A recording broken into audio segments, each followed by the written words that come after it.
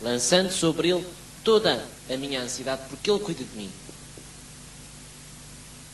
E eu vou lançar a minha ansiedade sobre Ele, não me vou preocupar, não vou telefonar já para a pessoa para perguntar se chegou bem.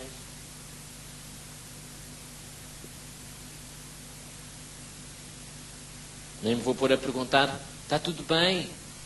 Está não sei quê? Não vou fazer essas perguntas. Vou descansar o meu coração sobre isso. E Efésios 4, 27.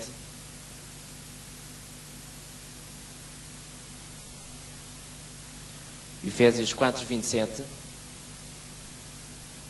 Efésios 4, 27 diz: não deis lugar ao diabo. Como é que se dá lugar ao diabo? Muito simples. Aquilo que eu temia me aconteceu. Jó disse: aquilo que eu temia me aconteceu. Tinha medo que acontecesse isto. Já estava mesmo a ver. Aconteceu. Portanto, você não pode estar inquieto com nada, nem ansioso com nada. Aprenda com o caso de Jó. Jó era reto, servia a Deus, fazia tudo. Mas uma coisa que Jó não fazia é que Jó não se despreocupava. Não sossegava em relação às coisas. E então, aquilo que ele tinha medo que acontecesse, aconteceu. A preocupação é uma armadilha de Satanás. E é a maneira como ele rouba as coisas de Deus. Satanás rouba-nos, às vezes, o melhor de Deus para a nossa vida, porque nós ficamos preocupados com as coisas, ficamos inquietos com as coisas, andamos ansiosos, andamos com aquela preocupação exagerada. E muitas vezes relacionado com as pessoas que estão mais associadas a nós, os nossos familiares, os nossos amigos, os nossos irmãos. E nós vamos ver então, porque este jejum de Daniel é a luta contra os falsos amigos. Isto foi apenas a introdução.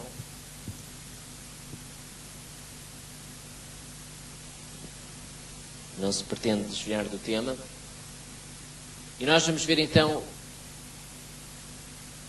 as várias pessoas que estavam com Jó, não é?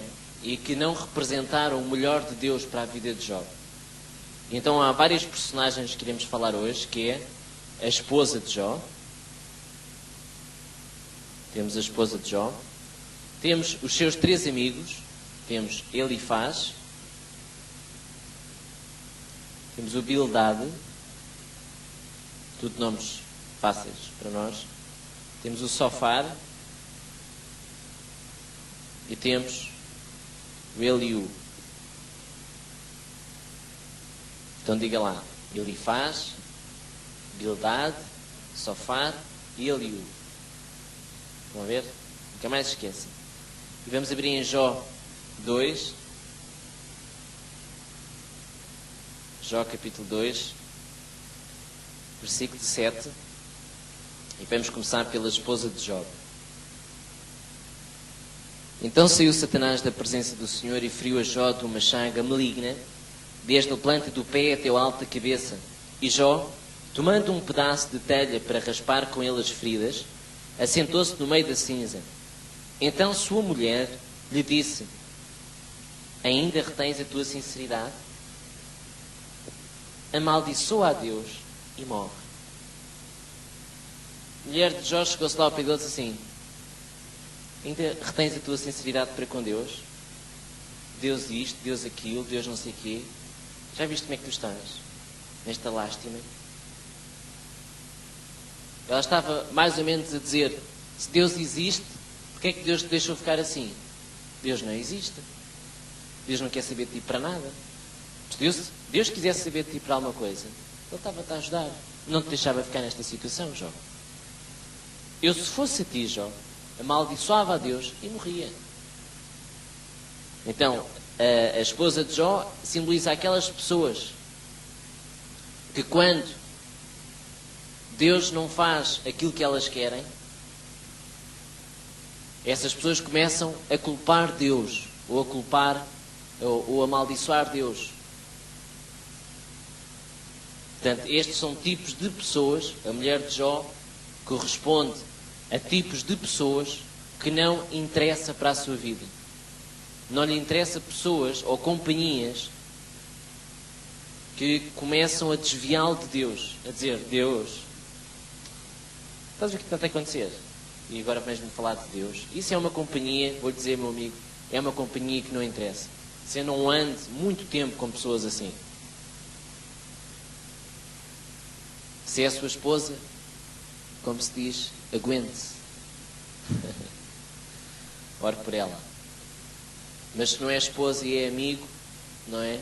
E é um amigo, então escolha as companhias com quem deve andar para não ter que depois pagar mais caro por isso. Versículo 9 diz: então sua mulher lhe disse: ainda retens a tua sinceridade? Amaldiçoa a Deus e morre. Jó capítulo 4, versículo 7.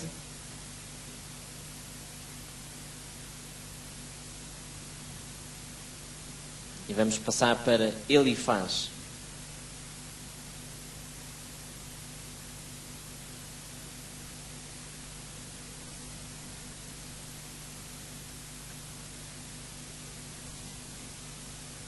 Se você ler o versículo 1 diz: então respondeu Elifaz e disse. Então Elifaz vai começar aqui a falar, e nós vamos começar aqui no versículo 7. Lembra-te agora de qual é o inocente que jamais perecesse. Ou seja, ele está a dizer assim: ó Jó, qual é o inocente que perece? Está a chamar de Jó com pecado. Está a dizer: Jó, tu tens pecado na tua vida, Jó. Porque qual é o inocente que perece? Os inocentes não perecem. As pessoas que não fazem mal não lhes vai sobrevir mal. E onde foram os sinceros destruídos? Ou seja, está também a dizer indiretamente que Jó não é sincero. A Bíblia escreve logo no versículo 1, no capítulo 1, versículo 1, que Jó era um dos homens mais sinceros que existia.